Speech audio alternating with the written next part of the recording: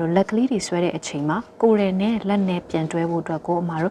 ့ပေါ့နော်အတိုင်းလေးတွေမညီခဲ့တာတော့ဒီနေ့မှာတော့အမကဗာလေး share လုပ်ပေးခြင်းလဲဆိုတော့အမတို့ ready to wear frame လေးတွေပေါ့နော်အမတို့ဒီပညာဒါနလည်းတင်ပေးခဲ့ဘူးလေအဲ့ဒီ frame လေးတွေမှာအမတို့လက်ကလေးတွေဆွဲတဲ့အချိန်မှာကိုယ်ရယ်နဲ့လက်နဲ့ပြန်တွဲဖို့အတွက်ကိုအမတို့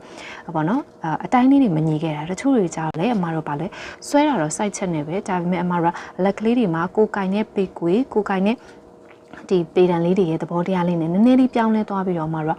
တချို့တွေကကြတော့လေကိုယ်တဲ့နဲ့လက်နဲ့ကိုတညီတညာတိုင်းမဖြစ်ဘဲနဲ့လုံနေတာမျိုးပိုနေတာမျိုးဖြစ်တတ်တယ်ပေါ့နော်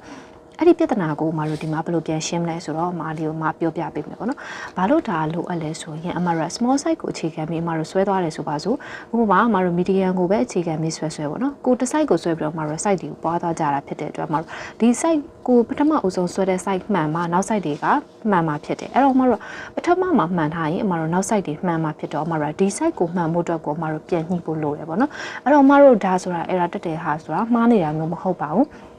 ကိုကဒီဟာကိုပြန်ဆက်လိုက်တဲ့အချိန်မှာကိုယ်လည်းနဲ့လွဲသွားတာမျိုးအနှဲငယ်ပေါ့နော်အမတို့ပေကွေးကင်တဲ့အယူအဆလေးတွေမှာအနှဲငယ်လူသွားတာမျိုးဖြစ်တဲ့အချိန်တိုင်းဒီ error မျိုးဆိုတာတက်ပါတယ်အဲ့တော့ဘယ်လိုပြန်စစ်မလဲဥပမာအမတို့ကဒါ small size မှာဆိုပါစို့အမတို့တိုင်းလိုက်တယ်ဒီကနေပြီးတော့အမတို့တောက်လျှောက်ဒီလိုမျိုးလေးပေကျိုးလေးကင်မျိုးတိုင်းလာတယ်ဒီမှာအမတို့36 38 40ပေါ့နော်ဒါတယောက်နဲ့တယောက်တော့တူမှာမဟုတ်ဘူး size အတိုင်းဆွဲပြီးအမတို့40ထွက်တယ်ဆိုပါစို့ဒါပေမဲ့အမတို့တကယ်တမ်းကိုကဆွဲလိုက်တဲ့အချိန်မှာ38ဖြစ်နေတယ်ဒါဆိုရင်အမတို့ဘယ်လောက်လုံနေလဲဆိုရင်38ဆိုရင်အမတို့ထွက်ကမှဒီဥပမာပြောတာเนาะအမဒါ site ကိုပုံသေးတတ်မှတ်ထားတာမရှိဘူး40ထွက်ရမယ်ဆိုအမတို့38ရတယ်ဆိုရင်အမတို့2 cm လောက်လုံနေတယ်ဒါဆိုရင်တော့အမတို့ဆွဲတဲ့နေရာမှာတနေရာရာမှားခဲ့တယ်အဲ့ဒါဆိုရင်အမတို့ဘာပြန်လုပ်ကြမလဲဆိုတော့လက်တိုင်မြင်းကိုပြန်ပြီးတော့အမတို့စစ်မယ်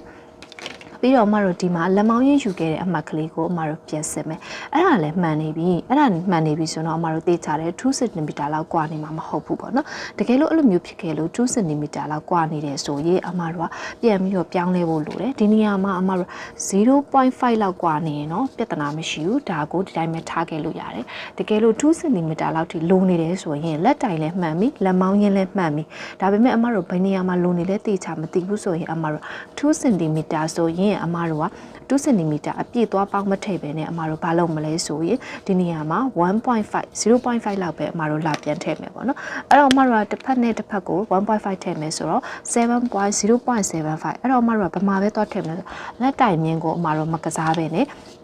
လက်မောင်းရင်းမြင်းလေးကိုပဲအမတို့ကစားသွားမယ်အဲ့တော့အမတို့ဒီမှာလက်မောင်းရင်းမြင်းလေးကိုနည်းနည်းလေးဖြည့်ဆွဲပြီးတော့ 1.5 ဆိုရင်အမတို့တစ်ဖက်ထဲမှာလာထည့်လို့မရပါဘူးလက်တီတစ်ဖက်ထဲစောင်းသွားလိမ့်မယ်ပေါ့နော်အဲ့တော့အမတို့ 1.5 ဖြစ်တဲ့အတွက်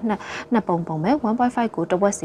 ီဝက်လိုက်တော့အမတို့ 0.75 အဲ့တော့ပေတံကနေပြီးတော့အမတို့ 0.75 ကိုဒီနေရာမှာမှတ်မယ်ဒီဘက်ကလက်မောင်းရင်းမှာလည်း 0.75 0.75 လေးကိုမှတ်မယ်ပြီးရင်အမတို့ကအဲ့နေရာလေးနဲ့အမတို့လက်မှာဒုတိယပုံခဲ့တဲ့အမှတ်ကလေးကိုအမတို့လက်ပြန်ဆက်ပြီးတော့အမတို့ကပေကွေးလေးနဲ့ဒီလိုလေးပြန်ဝိုက်မယ်ပြီးရင်အမတို့ဒီဘက်ကလေးကိုလည်းအဲ့လိုပဲ 0.5 လေးဆိုရင်အမတို့ကဒီပေကွေးလေးနဲ့အပြည့်ဆုံးနေရာလေးကိုယူပြီးတော့အမတို့ပြန်လာပြီးတော့